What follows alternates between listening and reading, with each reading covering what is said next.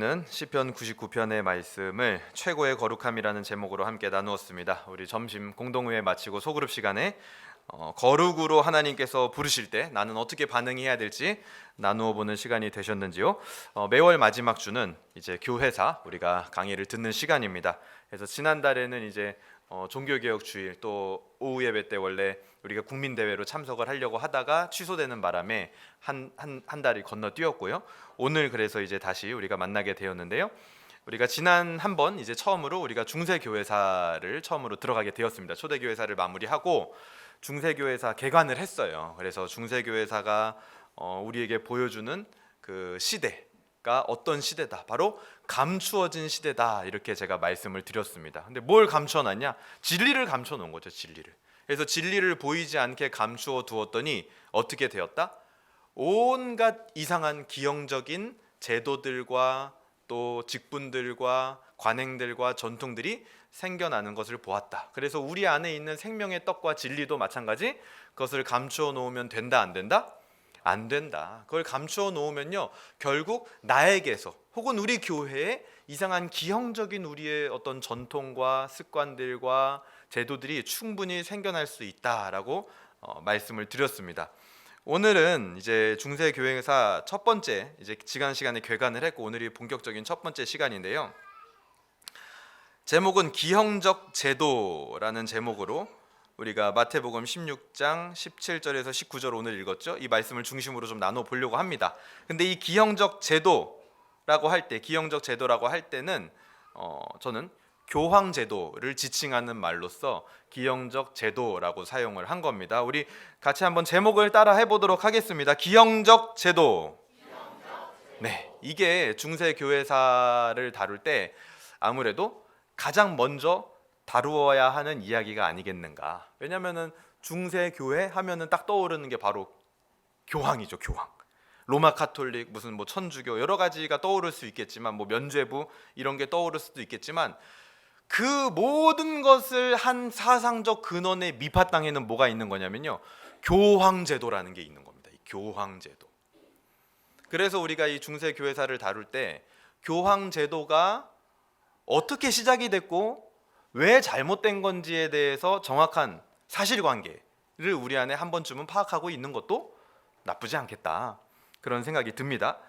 그래서 이 제도라는 것은요, 또 한편으로 다른 이야기로 해보면 직제, 직분하고 깊은 연관이 있습니다. 왜냐하면 제도에 따라서 직책이나 직분이 바뀌어지거든요. 왕정제도나 봉건주의나 민주주의, 제도가 다르죠? 그 다른 제도 아래에는 다른 직분들이 있습니다. 국회의원이 있을 수 있고요. 어떤 곳에서는 그냥 신하라고 할 수도 있고요. 어떤 곳에서는 영주라고도 할 수 있겠고요. 다 다른 직분들이 나타나죠? 마찬가지입니다. 그래서 우리도 오늘 이 교황제도랑 더불어서 우리가 봐야 될 건 뭐냐면, 단순히 교황제도가 잘못됐다, 물론 이것도 볼 거지만, 오늘날 그러면 우리가 오늘 공동의회 시간에도 마침 너무나 감사하게도 임직 투표를 했습니다. 그렇죠? 그것도 일종의 직분이죠. 임직. 그렇죠? 올바른 과연 성경적 직분, 성경에서 말하는 가장 기초적인 기독교의 직분이라는 것은 어떤 개념을 가지고 있는가, 그 개념에 대해서 한번 좀 정리를 할 수 있는 시간이면 좋겠습니다. 이 중세교회사의 대부분의 이야기가 될 로마 카톨릭에 대해서 우리가 좀 정리를 하고 들어갈 필요가 있습니다. 우리나라 말로, 우리 한자어로는 뭐라고 부르죠? 잘 모르세요? 천주교. 따라해보세요. 천주교. 네, 처음 들어보시죠? 천주교라고 합니다. 천주교. 로마 카톨릭을 우리나라 한자어로는요, 천주교라고 불러요. 옛날부터, 조선시대 때부터요, 그렇게 부르는데, 로마 카톨릭은요, 초대교회랑 이 초대교회에서 형성된 그 교회랑 얼핏 보면은 맥락을 좀 같이 하고 있는 것처럼 보일 때가 있어요. 초대교회가 이렇게 오다가 로마 카톨릭이 그 바톤을 이어받아서 이렇게 가는 거 아니냐, 그렇게 사실은요 세상 사람들도 많이 그런 식으로 인식을 하고 있습니다. 물론 우리도요 그렇게 인식을 하고 있는 건 아니지만, 어렴풋이 그 구분이 어떻게 되는 건지 잘 헷갈리고 모르는 경우가 많단 말이에요. 그래서 사람들은요, 이 정확하게 표현을 하면은 개혁교회, 프로테스탄트 교회, 오늘날 우리들의 교회죠, 이 교회가 로마 카톨릭에서 출발한 것이 아니냐 하고 착각하는 경우들이 굉장히 많이 있습니다. 근데 정확하게 말하면 이 개혁교회는요, 로마 카톨릭에서 출발한 것이 아닙니다. 서로 간의 형제지간도 아니고 또 로마 카톨릭에서 어떤 한 분파를 형성한 거냐? 그렇지도 않아요. 뭐 로마 카톨릭은 그렇게 이야기하고 싶겠죠. 근데 정확한 팩트는 그렇지 않습니다. 개혁교회는요, 어떤 입장이냐면 로마 카톨릭 시대 전체를 부정을 합니다. 그래서 이 시대가 완전히 부정되는 시대예요. 이 천년이. 그래서 우리는 뭐냐? 로마 카톨릭 개혁하자 이거 아니에요. 로마 카톨릭을 뭐 고쳐보자, 잘못된 거 없애자 이거 아닙니다. 그냥 우리는 그 시대를 부정하고 원래 그 초대교회의 역사가 끊겼던 그때 있죠. 그때로 돌아가자. 이게 개혁교회의 모토입니다. 그래서 로마 카톨릭의 시대 천년은요, 완전히 개혁교회에 있어서는 부정되는 시대고 인정하지 않습니다. 교회의 역사로. 그냥 로마 카톨릭은 참 교회가 아니기 때문에 인정을 안 한다라는 것이죠. 그래서 우리는 본 모습으로 돌아가겠다라는 것이 바로 종교 개혁입니다. 그러면 참 교회도 아닌 이 로마 카톨릭이 지배했던 중세 시대를 도대체 우리는 왜 봐야 될까? 참 교회도 아닌데 온갖 엉뚱한 게 다 나올 텐데. 왜냐? 이 어두운 시대에도 정통신앙을 지켰던 무명의 개혁자들이 있었다라는 겁니다. 그리고 반면교사 삼을 수 있겠죠. 그들이 성경을 잘못 해석함으로 인하여 또 성경이라는 해석권을 가진 자들이 자신의 욕심에 휩싸일 때 어떤 일들이 일어나는지에 대해서 반면교사를 또 삼아 볼 수 있겠죠. 어두운 시대에 또한 어떻게 빛이 이어지는가 우리는 발견해야 될 필요가 있다라는 겁니다. 그게 바로 하나님과 시선을 맞출 수 있는 길이에요. 하나님은요, 뭐 어두움에 그렇게 관심이 있으신 분 같지는 않습니다. 성경을 볼 때. 오히려 빛이 되어야 할 사람들이 빛을 잃어갈 때 마음 아파하시는 분이시죠. 항상 하나님의 은혜가 어떤 통로로 이어져 가는지를 발견하는 습관은 우리 신앙에 있어서도 굉장히 중요합니다. 그래서 우리가 이제 중세 교회 로마 카톨릭을 좀 살펴봐야 되는데요. 가장 먼저는 이제 오늘 교황제도를 살펴본다라고 말씀을 드렸습니다. 교황제도. 교황제도란 무엇이냐? 정리를 하면 이겁니다. 로마 감독의 직무와 사법 체계를 일컫는 말입니다. 교황이라는 말이. 로마 감독 이퀄 교황이에요. 다른 지역, 뭐 예를 들어서 알렉산드리아 지역의 감독을 교황이라고 하지 않습니다. 오늘날 로마에 있는 그 지역 교회의 감독을 교황이라고 일컫는 거예요. 그리고 교황제도라고 할 때는 로마 카톨릭이 움직이는 모든 사법 체계를 일컬어서 우리가 헌법 뭐 이렇게 하는 것처럼 교황제도 이렇게 얘기를 하는 겁니다. 이 카톨릭이라는 말은요, 카톨리코스, 헬라어로 카톨리코스라는 말에서 나온 말인데요. 그 뜻 자체가 뭐냐면 보편이란 뜻이에요. 보편이란 뜻입니다. 그래서 카톨릭 교회 하면은 무슨 교회예요? 보편교회, 보편교회. 이 보편교회라는 말은요, 어떤 의미냐면 우리가 사도신경에서 마지막 단락에 무엇을 믿는다고 고백을 해요? 거룩한 공회를 믿사오며 이렇게 고백을 하죠. 거기서 말하는 공회, 공교회, 그게 영어로 카톨릭이에요. 그래서 우리가 카톨릭을 믿는다 이렇게 우리도 고백을 합니다. 좀 이상해요?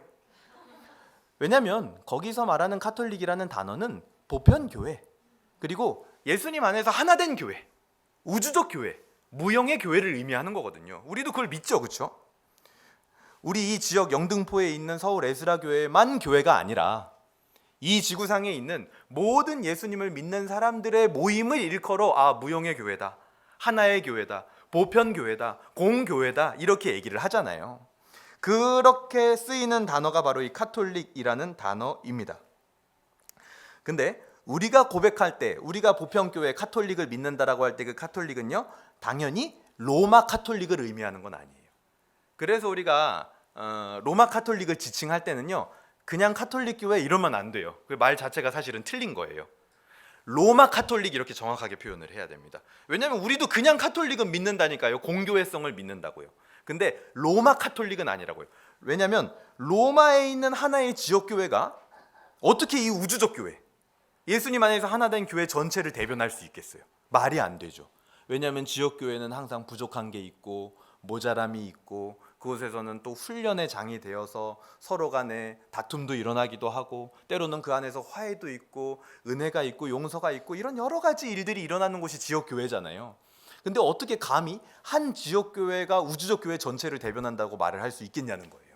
그래서 우리는 그냥 카톨릭, 공교회성은 믿지만, 우리의 신앙으로 고백을 하지만 로마 카톨릭은 아니다. 왜냐하면 로마 카톨릭은요, 로마에 있는 지역교회가 그 카톨릭, 공교회를 대변한다, 그렇게 주장하는 게 바로 로마 카톨릭, 이렇게 얘기를 하는 거거든요. 이해가 되셨나요? 네, 된 것 같기도 하고 안 된 것 같기도 하고.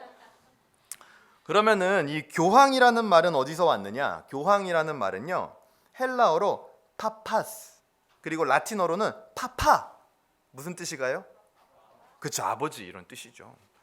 그런 뜻입니다, 이 교황이라는 말 자체가. 그래서 원래는 이 교황 제도가 생기기 전부터 초대교회 때 이 지역에 있는 감독들 중에 신망이 있고 존경할 만하고 또 모든 성도들이 인정하는 그런 감독들이 있었겠죠. 그렇죠? 여러분들이 우리 담임 목사님을 존경하는 것처럼 그런 목회자들이 있었을 거 아니에요, 그때도. 그러면은 우리가 높이는 말로 또 예의상 뭐 때로는 이게 사실은 정확하게 따지면 맞는 말은 아니지만 종종 그런 표현을 쓰기도 하죠. 뭐 우리 영적인 아버지는 원래 하나님이죠. 근데 이제 종종 우리가 이제 목회자를 향하여서도 어떤 그냥 존경의 의미를 표현하고자 사용하기도 하잖아요. 근데 정확한 표현은 이제 사실은 우리 신앙의 지도자가 되신다, 이렇게 말하는 게 조금 더 맞겠죠. 그런 의미로서 사용하던 단어입니다, 이 교황이라는 단어가. 무슨 처음부터 막 교회의 황제입니다, 막 이게 아니라 존경하는 우리 아버지와 같은 존재입니다. 그럴 수 있겠죠. 예를 들어서 우리 교회에 있는 청년들 중에도 목사님께 인생을 인도받고 또 결혼도 하고 직장도 구하고 오랜 기간 함께 하다 보면 정말 내 아버지보다도 더 친근하고 또 감사하게 느낄 수가 있겠죠. 그런 의미로서 아버지라고 고백을 한 거예요, 원래는, 이 교황이라는 단어 자체가. 그런데 로마 감독 중에 시리치오라는 사람이 있었어요. 시리치오라는 사람. 이 사람이요, 갑자기 어느 날부터, 그거는 원래 이제 아버지라고 부르는 거는 다른 사람이 높임의 의미에서 사용을 해야 되잖아요, 그렇죠? 근데 자기가 갑자기 와가지고 내가 너희의 아버지다, 이런 식으로 표현을 해버리는 거예요. 내가 교황이다, 내가 너희의 아버지다, 자기 스스로 그 명칭을 사용하기 시작을 합니다. 그러면서부터 그게 들불처럼 퍼져나가서 본격화된 게 언제냐면 1439년 피렌체 종교회의에서 지상권을 제안하는데, 이 지상권이라는 게 뭐냐면 교황이 이 지상에 있는 모든 교회의 대표가 되어서 권한을 다 가지고 있다라는 거예요. 이 모든 교회를 다스리고 치리할 권한이 다 교황에게 있다라는 겁니다. 그거를 지상권이라고 해요, 지상권. 그리고 1870년 1차 바티칸 종교회의, 이거는 이제 여기 나오는 모든 종교회의는요, 우리가 인정 안 하는 종교회의입니다. 종교회의에서는 본격적으로 교황 제도가 논의가 되고, 1964년 2차 바티칸 종교회의에서는 교황 제도가 아예 로마 카톨릭의 법으로 당 제정이 됩니다. 그러면서 이 시간들이 흘러오면서 당연히 교황이라는 그런 말도 안 되는 공공연한 그런 직제, 그런 직분은 당연히 있어 왔겠죠. 스스로를 교황이라고 칭하면서. 이 모든 논의의 기초가 되는 이 로마 카톨릭 사람들의 사상이 뭐냐면 이거예요. 베드로가 교회의 지상권을 받았다. 그래서 이 사람들은요, 베드로가 초대 교황이라고 얘기를 합니다.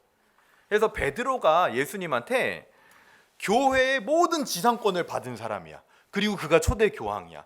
그리고 그 다음 교황이 그거를 그대로 물려받은 거야. 그리고 그 다음 교황에게 그대로 전달을 한 거야. 그러니까 지금 교황이 이 지상에 있는 모든 교회를 다스리고 관할할 권한이 있다, 지상권이 있다, 그렇게 주장을 하는 겁니다. 자, 그럼 우리가 좀 따져봐야겠죠. 과연 베드로가 교회의 계승자인가? 우리로서는 사실은 굉장히 유치한 논쟁이 될 수 있습니다. 같이 한번 읽어볼까요? 시작.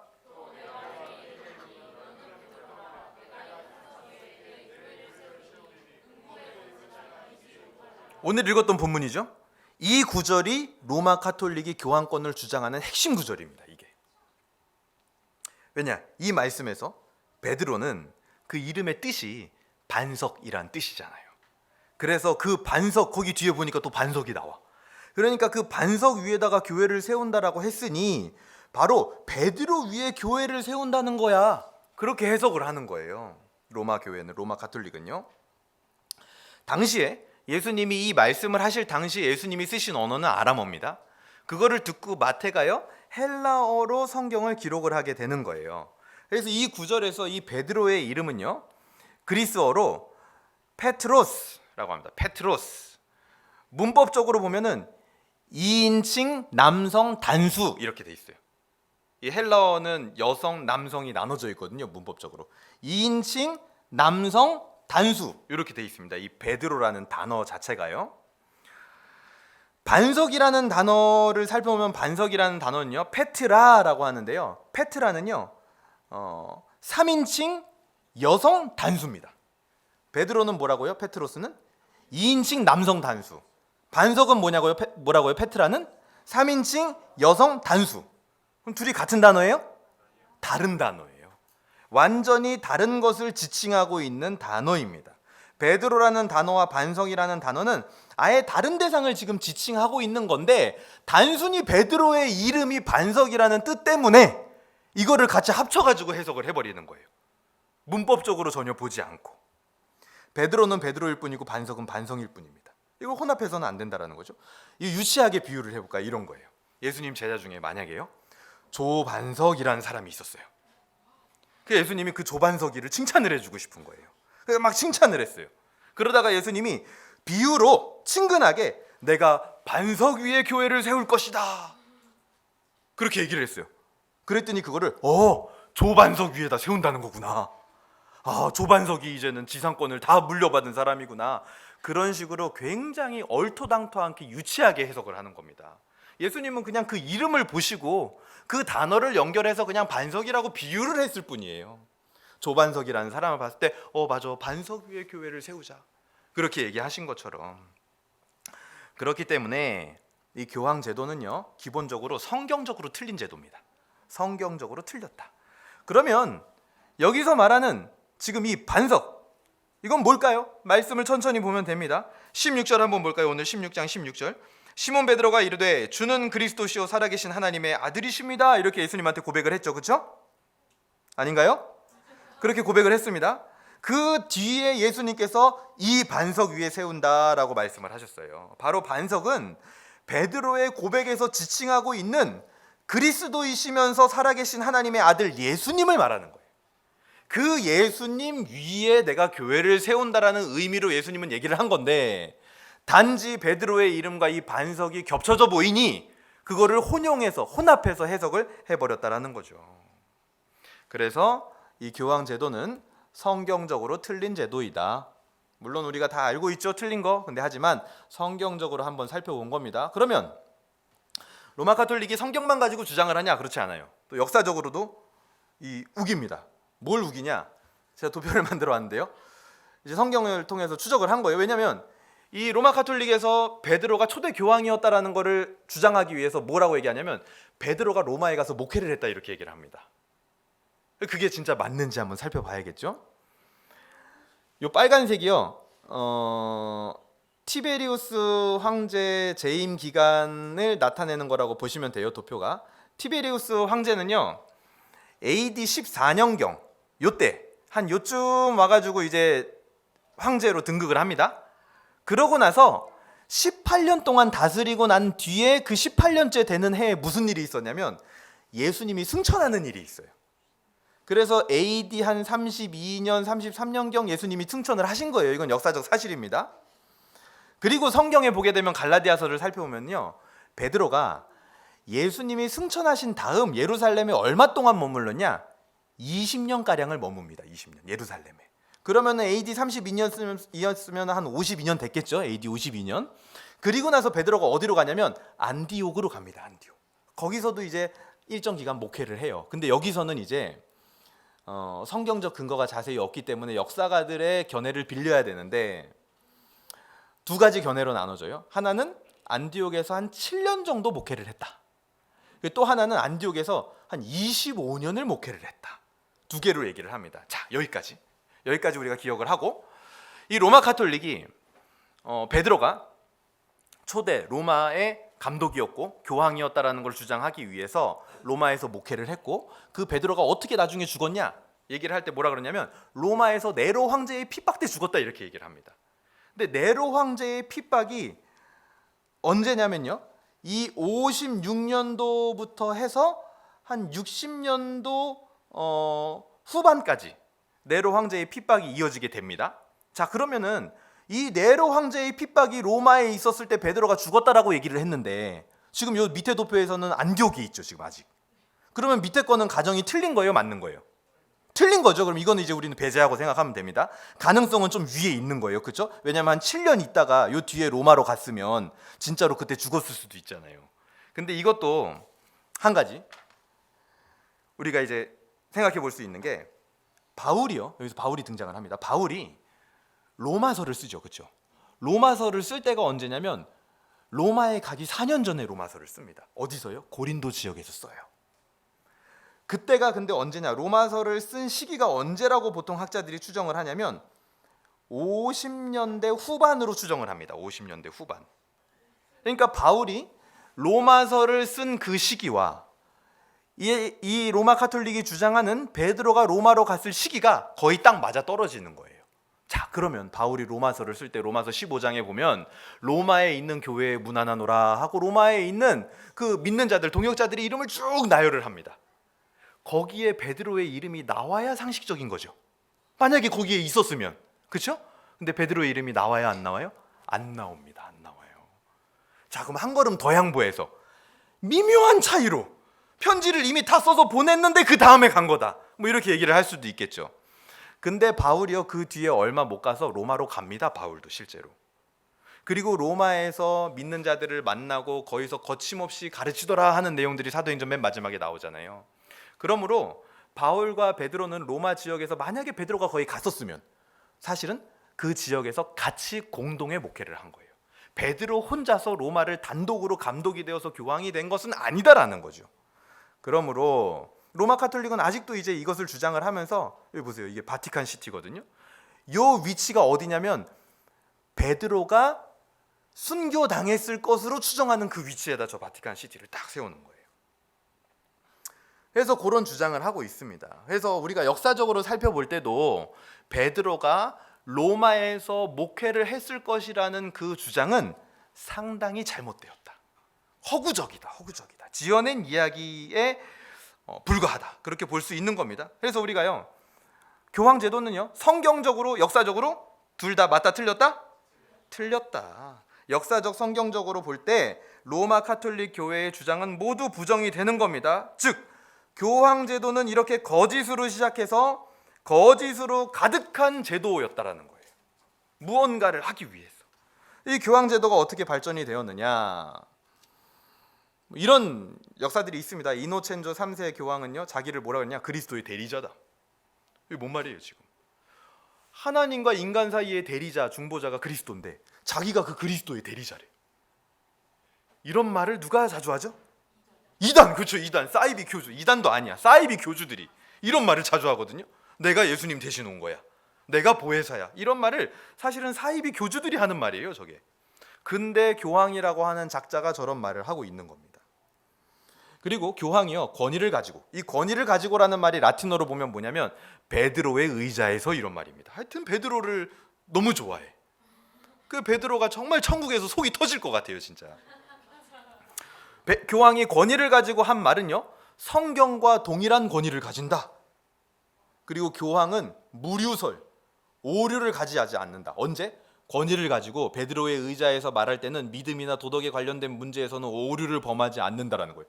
교황의 설교는 틀리지 않는다라는 거예요. 그 안에 한치도 오류가 없다라는 거예요. 그런데 이미 우리는 그 교황이라는 작자가 예수님의 발에 향유 옥합을 깨서 부은 그 베다니의 마리아를 막달라 마리아로 잘못 설교해가지고 찬송까지 생겼다라는 사례를 알고 있죠. 무류설이에요? 아니에요. 설교를 틀린 거예요, 지금. 그리고 연옥, 죽은 자를 위한 기도, 면죄부, 화채설 전부 이 교황 제도 아래서 만들어진 거고요. 성직주의가 생겨납니다. 뭐냐? 성직과 평신도의 개념을 딱 갈라가지고 성직자들은 뭔가 더 대단한 사람들, 그리고 평신도들은 그냥 조용히 해야 될 사람들, 그런 식으로 성직주의의 분위기를 만듭니다. 그래서 이런 것들을 개발해가지고 뭘 하는 거냐면 교황의 권위를 격상시키고 신자를 격화시키는 그런 일들이 바로 교황제도가 발전되면서 있었던 일들인 거죠. 교황제도의 실체. 교황이요, 실제로 역사에 보면요, 한 명씩만 있었던 게 아니에요.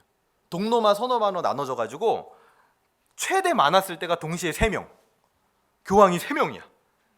그리스도의 대리자가 3명. 나눠졌어 지금.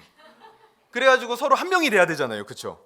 자기가 그리스도의 대리자라고 막 우기니까 서로. 그래서 어떻게 하냐? 온갖 정치와 군사적인 술수를 써가지고 막 서로 죽이고 자기가 교황이다고 그런 얘기들을 막 합니다. 그리고 요 첫 번째 그림 이게 뭐냐면요, 요 의자에 앉은 사람 보세요. 얼굴 보세요. 사람이에요?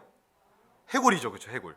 이게 뭐냐면 엄청 유명한 이 카타베레 종교회의에서 벌어진 송장회의라는 건데, 스테파노 6세 교황이라는 사람이 있습니다. 그 사람이요, 자기 전 교황이 자기를 좀 미워했나 봐요. 그랬더니 자기가 교황이 되고 나서 어떻게 했냐, 자기 전 교황 무덤 파가지고 시체 꺼내. 그래가지고 가운 입혀가지고 저 회의 자리에 앉혀놓고 할 말 있으면 해봐. 그리고 그냥 강에 보내버립니다. 그 정도로 이상한 짓, 악독한 짓을 많이 했던 게 바로 이 교황들이라는 거예요.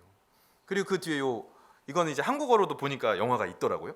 이 보르히아라는 이 역사상 가장 타락한 교황이라고 기록이 되어 있는데요. 교황들의 타락이요, 한 10세기 무렵부터 나타나기 시작하는데요. 15세기에는 역사상 가장 타락한 교황 알렉산드로 6세, 이 사람은요, 교황청에서요 그냥 나체로 지냈대요. 그냥. 그리고 마음에 안 들면 그냥 마음에 안 드는 사람 다 죽여 그냥 막. 그게 교황이야. 그리고 베드로의 의자에 앉으면 무류, 나는 무오하다. 그게 바로 교황들의 실체였다라는 거예요.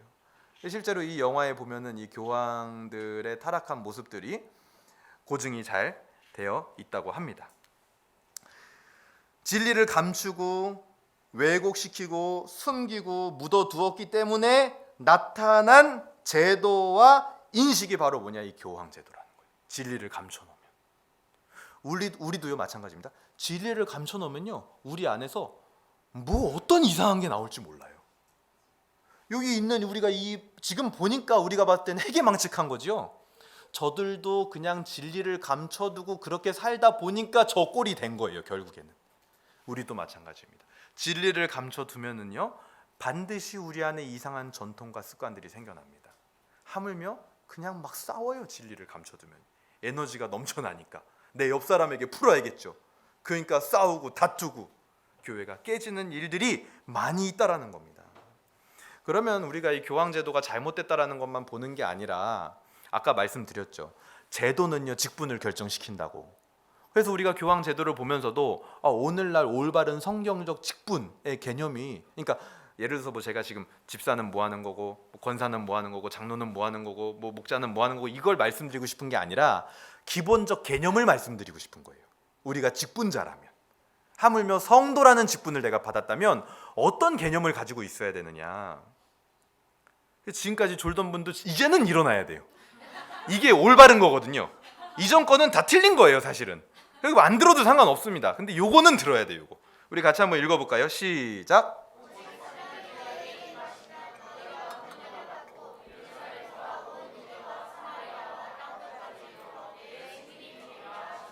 아멘입니까?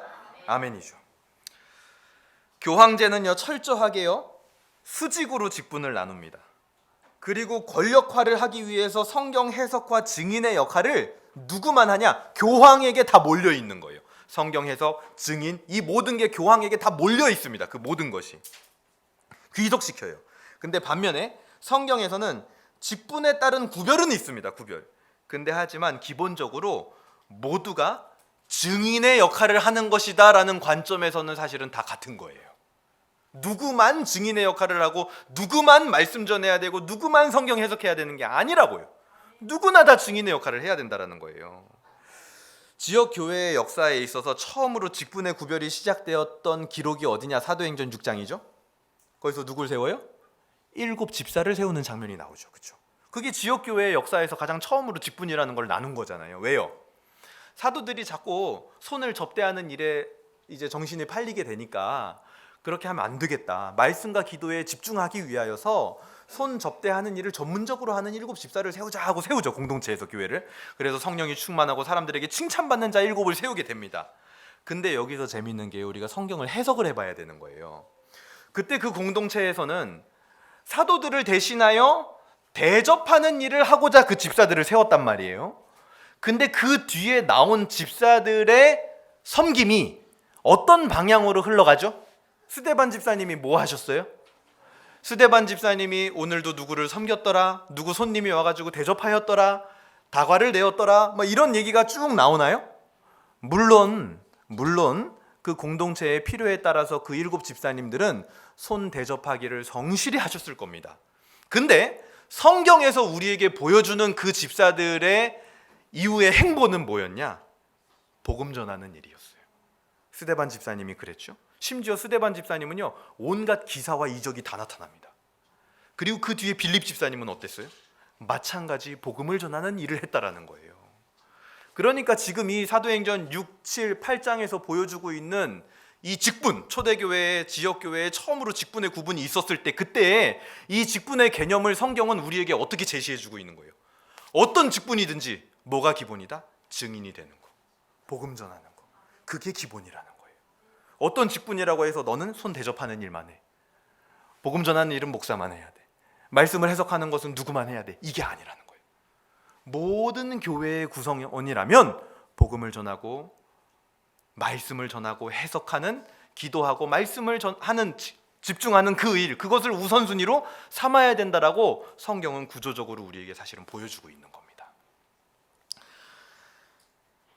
복음을 전하는 증인의 삶은요, 오늘 우리가 읽었다시피 사도행전 1장 8절에서 주님께서 우리에게 직접 해주신 명령이에요. 그렇죠?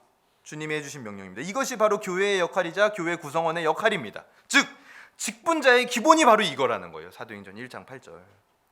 구약에서는요, 이스라엘 백성들의 역할이 어디에 나와요, 여러분? 이런 거랑 비슷한 구절 어디 나와요? 여기 나오죠. 출애굽기 19장 5절에서 6절. 같이 읽어볼까요? 시작.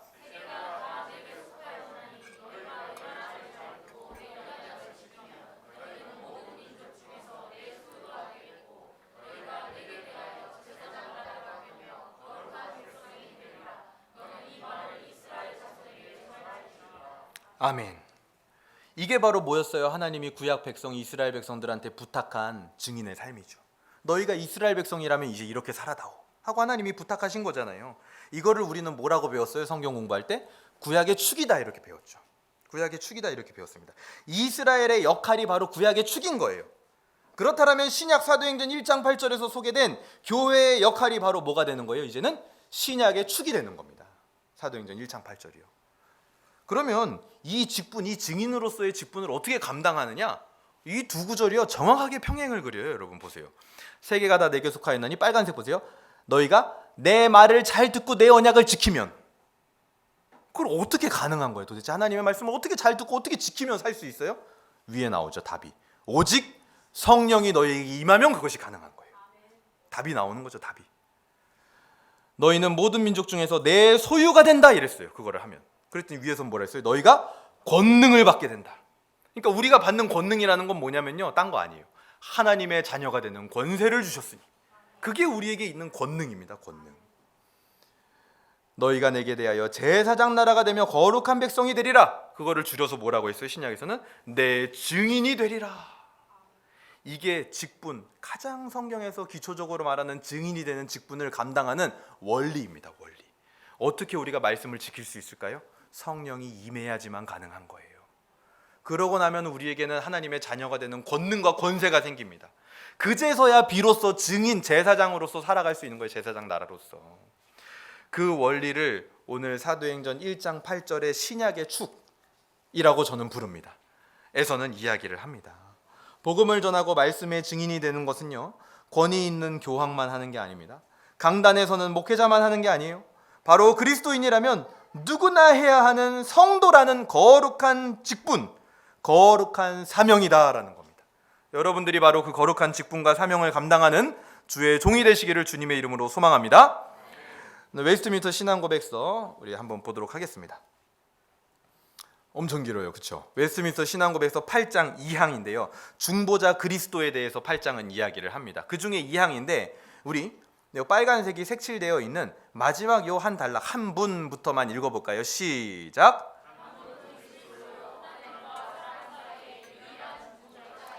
하나님과 사람 사이의 유일한 중보자, 다리 역할을 할 수 있는 건 누구다? 예수님밖에 없다. 감히 교황이 무슨 그리스도의 대리자라고 말하는 것은 말도 안 되고, 그렇기 때문에 그것은 교리적으로도 틀렸다. 교황 제도는 그렇기 때문에 성경적, 역사적, 교리적으로 틀린 것이다. 그 세 가지를 검증했을 때 틀린 제도와 전통이라면 우리는 하등 따라가야 될 이유가 없는 겁니다. 오히려 격렬하게 거부하고 저항해야 되는 거예요. 우리는요, 오늘 나타나는 이 역사 가운데 나타나는 하나님의 마음은 무엇입니까? 충성된 자들에게 직분을 주시고 증인의 사명을 감당하게 하시며 그들을 통하여 교회를 세워가시는 하나님의 마음이 나타나는 거예요. 그래서 이 직분이라는 거, 제도라는 거는 필요합니다. 근데 하지만 성경적 직분과 성경적 제도가 우리에게는 필요한 것이죠. 어떻게 적용할 수 있을까요? 우리는 다른 우리 오늘 집사, 장로, 권사, 목사 이런 걸 다 배제하고서요, 성도라는 직분에 대해서 한번 생각을 해보자요. 증인이라는 직분. 나는 과연 성도라는 그 직분, 성도가 무슨 뜻이에요? 거룩할 성의 도자가 뭐예요? 문도자입니다. 문이라는 게 뭐예요? 옛날에 어디 문화생이다, 나는 가말리엘 문화에서 배웠다 할 때 제자를 말하는 거예요. 성도는요, 거룩한 제자라는 뜻입니다. 우리는 예수님을 믿으면 예수님이 우리에게 성도라는 거룩한 제자라는 직분을 주신 거예요. 과연 나는 그 성도라는, 증인이라는 그 거룩한 직분을 잘 감당하고 있는가? 아니면 말씀을 전하는 증인이 되는 것은 특정 누구만 해야 되는 일이라고 생각하는 그런 로마 카톨릭 교황제도식의 사고를 내가 하고 있지는 않은가? 나는 그런 거 잘 못해. 그냥 교회에서 그냥 이렇게 하는 거 그것만 할래 나는. 아니에요. 증인의 역할이라는 것은 모든 직분 맡은 자의 기초입니다. 기본이에요. 그것이 성도의 마땅히 해야 될 일인 줄로 믿습니다. 말씀을 마치도록 하겠습니다. 물건을 살 때도요, 우리가요, 흠이 있는지 살펴보죠. 새 옷을 살 때도요, 혹시 올이 나갔는지 안 나갔는지, 염색이 이상하게 된 데는 없는지 우리가 잘 살펴봅니다. 그리고 있으면 어떻게 해요? 남자분들은 그냥 입죠. 근데 보통은요, 교환을 해야 정상입니다. 사실은 찢어지거나 잘못이 돼 있으면. 물건을 살 때도 흠이 있는지 살피고 신경 쓰는 것처럼 우리 신앙의 문제에 있어서도 과연 이것이 성경적이고 역사적이고 바른 믿음, 교리 안에 있는 것인지 우리는 살펴봐야 됩니다. 물론 오늘날 기독교인들 중에 교황제도를 따른다는 사람은 없을 거예요. 근데 하지만 문제는 이거라는 거예요. 실천적으로 누군가가 내가 성도로서 감당해야 되는 증인의 삶, 가르치고 전파하고 치유하는 그 사역을 누군가 대신해도 된다, 대신할 수 있는 거다, 나는 못해도. 그렇게 생각한다면 그거는 실천적 교황제를 따르는 사람이라고 볼 수가 있는 거예요. 교황이 네가 다 알아서 해, 그냥 난 몰라, 예배도 못 알아들어도 상관없고 증인의 삶 내가 안 해도 돼, 니들이 다 할 거니까. 우리 주 예수 그리스도께서는 승천하시면서 우리에게 예수님을 따르는 모든 자들이 만인 제사장이 되어야 할 책임이 있음을 요청하셨습니다. 만인 제사장이라는 것도 그거예요. 그러니까 만인 제사장이라고 해서요, 내 권한을 주장하려는 신학 이론이 아닙니다. 그거는 내가 만인 제사장이니까 나도 교회에 똑같은 권한이 있어, 그 주장을 하라고 있는 게 아니에요. 그건 책임에 대한 겁니다. 만인 제사장이니 너 제사장의 직분을 잘 책임지고 있어? 교회에서 너 증인의 삶을 살고 있어? 동등한 거예요. 우리는 목회자나 목사나 이 앞에 있는 여러분 회중이나 집사나 권사나 장로나 역할에 따른 구분이 있을 뿐이지 모두가 증인의 삶을 살아야 되는 겁니다. 성령이 우리 안에 있습니까? 하나님의 자녀가 되는 권능을 여러분 받으셨습니까? 이제 그럼 나가서요, 오늘부터 생각을 해보세요. 예루살렘과 온 유대와 사마리아와 땅끝이라고 예수님은 얘기했습니다. 여러분의 예루살렘은 어디입니까? 제자들에게 있어서 가장 가까운 곳이었죠. 내 고향이었습니다. 거기에서도 우리는 증인이 돼야 돼요. 유대는 어디예요? 조금 더 넓은 범위죠. 사마리아는 어디예요? 원수진 곳이죠. 유대인들에게는. 거기서도 네가 가서 증인이 되라. 땅끝은 어디입니까? 안 가는 곳이 없어야 된다라는 거예요. 너희가 증인으로서. 예수님이 굳이 저렇게 구별을 해서 얘기를 하셨다는 거예요. 예루살렘과 온 유대와 사마리아와 땅끝. 여러분의 예루살렘, 여러분의 유대, 여러분의 사마리아, 여러분의 땅끝은 어디입니까? 오늘부터 기도하며 그곳에 가서 증인의 역할을 감당하는 저와 여러분이 되기를 주님의 이름으로 소망합니다.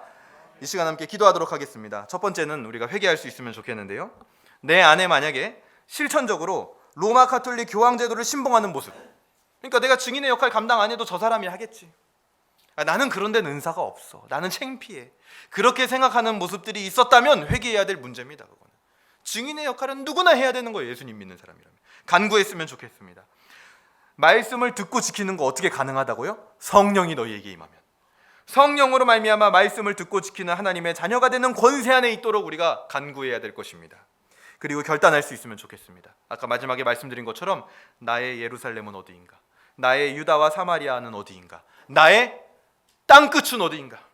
내가 감당할 수 있도록 하나님 인도하여 주시옵소서. 우리 세 가지 기도 제목 놓고 같이 함께 기도하도록 하겠습니다. 기도합니다. 하나님 아버지 감사합니다. 오늘도 하나님 아버지 앞에 나와서 역사의 이야기를 들으며